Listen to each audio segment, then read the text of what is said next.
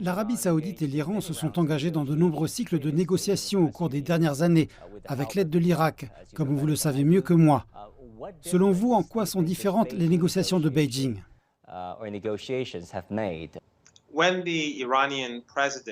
Lorsque le président iranien était en visite d'État en Chine, cette idée a été évoquée par la Chine et les Iraniens étaient particulièrement satisfaits de voir s'ils pouvaient la faire avancer.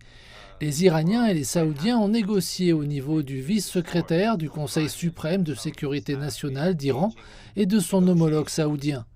Ils ont dialogué à de multiples reprises, principalement en Irak, mais cette fois le niveau de la délégation était supérieur. Ils se sont réunis pendant plusieurs jours jusqu'à ce qu'ils puissent résoudre tous leurs problèmes. Le gouvernement chinois a joué un rôle positif et constructif et a aidé à résoudre ce problème. Restons sur la réponse des États-Unis au rapprochement entre Riyad et Téhéran.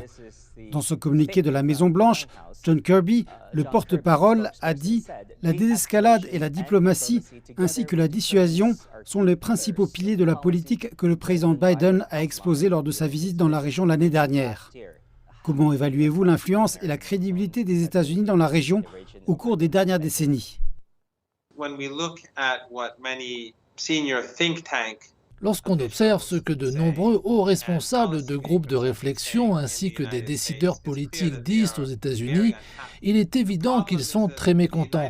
Le problème, c'est que les États-Unis, plutôt que de jouer un rôle constructif, plutôt que de se faire de vrais amis dans la région, ce qu'ils ont fait depuis le tout début de leur présence dans cette partie du monde, c'est qu'ils ont commencé à détruire la région. Dans les années 80, ils ont soutenu Saddam Hussein et son invasion de l'Iran.